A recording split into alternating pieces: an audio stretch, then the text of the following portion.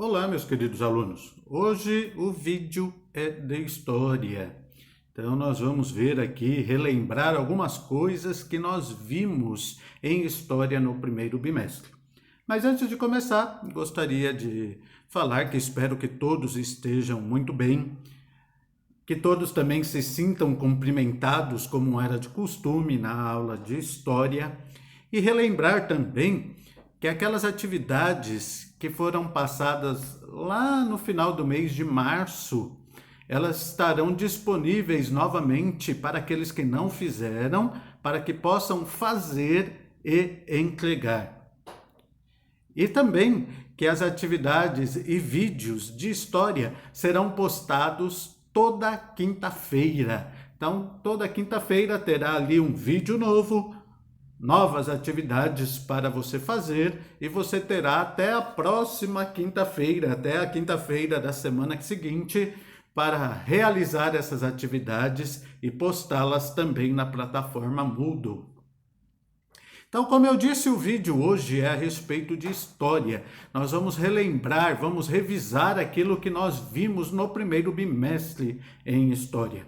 Nós vimos que foi muita matéria, né? Que nós começamos a ver desde o surgimento do ser humano e fomos até o Império Romano.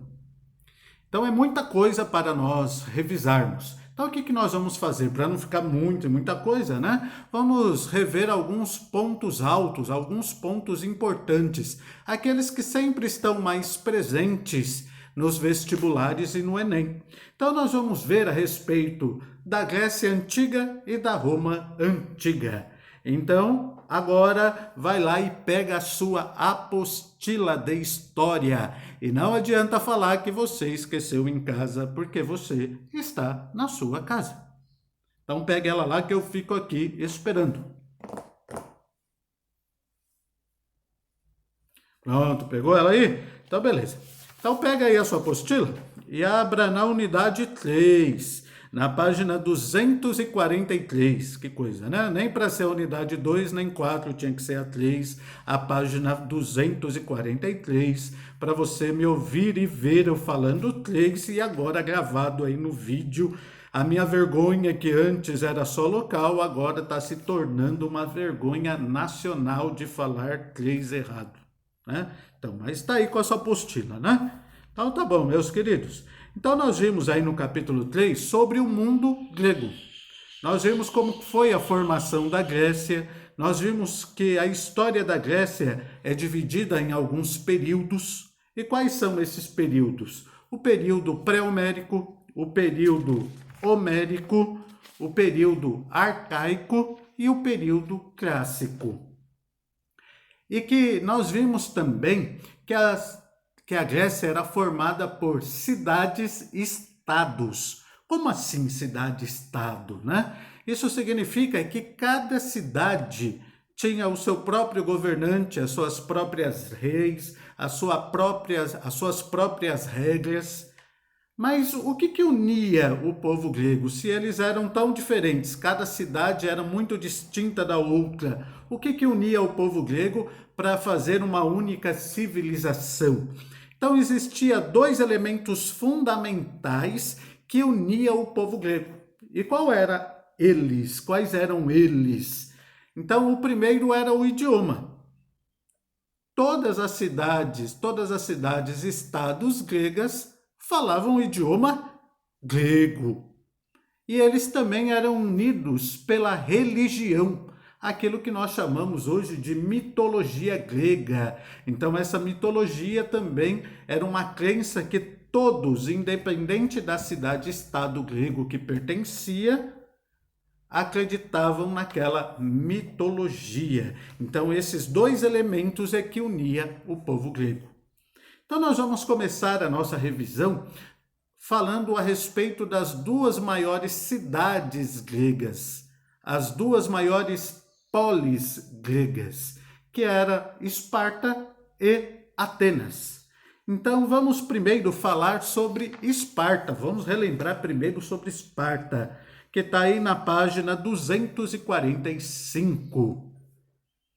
Os espartanos, eles eram de origem dos dórios. Os dórios que vão dar origem aos espartanos. E os dórios foram os últimos a chegarem na ilha do Peloponeso. Então, quando eles chegaram na Grécia, já tinham outros povos dominando aquela região. Então, os dórios tiveram que lutar bastante para se fixar ali. Tiveram que enfrentar vários e vários povos que estavam ali já para conquistar o seu espaço, o seu território. Então, os espartanos, sendo de origem dos dórios, é por isso que Esparta, tradicionalmente, foi uma cidade militar, porque isso já vem da sua origem, que eram os dórios. Esparta, além de ser uma cidade militar, totalmente ou em sua grande parte dedicada ao exército, Esparta ela era constituída, ela era governada por 2 reis. Era uma diarquia. Então tinha o rei que cuidava da economia, da religião e de outros assuntos, e tinha um rei que se preocupava somente com o exército. Mas esses 2 reis também não governavam sozinhos, né? Existiam 28 anciãos que formavam os gerondes ou gerúsia, que eram pessoas tidas como sábias e experientes que ajudavam os 2 reis a governar. Esses 2 reis sempre se aconselhavam com esses 28 anciãos.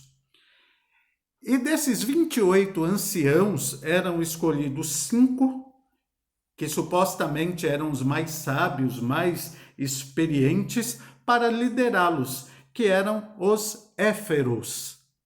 Então era assim que era formada ou formado o governo de Esparta. Esparta, o menino espartano, a criança espartana, o bebê espartano, quando ele nascia, ele era completamente examinado. E se fosse visto ali naquele bebê que havia acabado de nascer, que ele tinha algum defeito físico, esse bebê era jogado fora. Jogado fora, jogado fora. Subiam-se no alto de uma colina e arremessavam-se o bebê lá para baixo.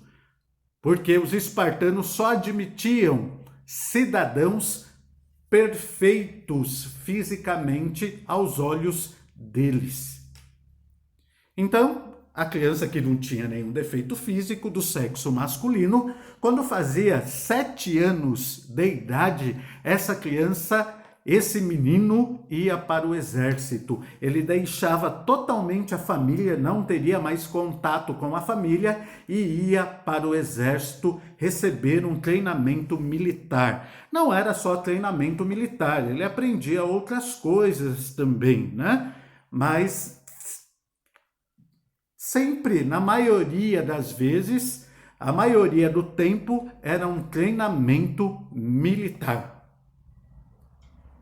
E ele ficava à disposição do exército até os 30 anos de idade. E a menina espartana, a mulher espartana? A mulher espartana, ela também tinha grande responsabilidade. Era responsabilidade da mulher espartana gerar os filhos perfeitos para Esparta. Então a mulher espartana tinha que se dedicar totalmente às atividades físicas para manter um corpo perfeito, para manter uma saúde perfeita e assim gerar filhos perfeitos para Esparta. As mulheres também tinham uma outra importância. Todos os homens espartanos ouviam, buscavam conselhos de suas mulheres. Toda decisão que um homem espartano ia tomar, qualquer decisão, ele sempre ouvia a opinião de sua mulher. Então, Esparta, para ficar bem gravado aí em sua cachola, era uma cidade militar e uma cidade completamente conservadora nos seus costumes. Agora, Atenas. Atenas já era bem diferente de Esparta. Podemos dizer assim que Atenas sempre se preocupava com o estudo, com a filosofia, com o estudo dos astros. Por exemplo, o menino ateniense, ele ia para o exército. Atenas tinha um exército? Tinha. Mas o menino só ia para o exército quando completava 18 anos. Dos 6 anos até, digamos assim, os 18 anos, o menino ateniense se dedicava ao estudo. Era o chamado ginásio, em que existia um tutor, em que era responsável para passar todo o ensinamento a este menino. E quando ele completava 18 anos, esse menino estava formado, estava pronto. Se você lembra, tinha até um simbolismo, né? Que o tutor fazia ao seu pupilo. O tutor era o mestre, o professor, o pupilo era aquele que aprendia. Aí depois que ele estava formado no ginásio, que o seu tutor já havia lhe ensinado tudo, aí sim, com os 18 anos, ele poderia ir para o exército. Uma coisa é que Atenas também é bem famosa, é que a democracia surgiu em Atenas. Os seus governantes eram decididos através de uma democracia, através de voto. Mas será que eram todos que podiam votar? Como que era a democracia ateniense? Então, a democracia ateniense não eram todos que podiam votar.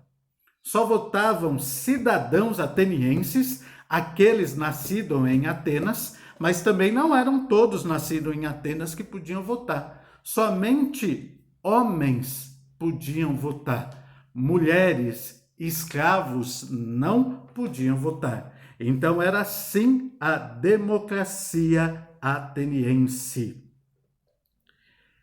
E entre Esparta e Atenas sempre teve uma briga muito grande. Essas duas polis, essas duas cidades sempre quiseram destaque, sempre quiseram ser a maioral de todas as outras cidades-estados. Então nós vimos que isso provocou até várias brigas, várias guerras, as chamadas Guerras do Peloponeso, entre Esparta e Atenas. E também a Grécia vai nos deixar grandes heranças. Não só a democracia, como eu falei, mas também na arte, no teatro, na cultura. Os gregos nos deixam grandes heranças. E os gregos, eles vão se tornar um império muito forte, né? Eles vão derrotar os persas. Esparta e Atenas se unem para derrotar os persas. Então a Grécia fica dominando todo o mundo antigo. Mas depois que elas se uniram para derrotar os persas, que começa a grande guerra entre Esparta e Atenas. Para ver, depois que tudo já estava dominado, quem era a maioral? Quem era a melhor de todas? Esparta ou Atenas? Então vai ter uma grande guerra entre elas. Mas nessa grande guerra, parece assim, então Esparta era militar, ela venceu. Não, na verdade quem vence é Atenas. Mas na verdade, como diz a Dilma, nenhuma venceu, todas perderam.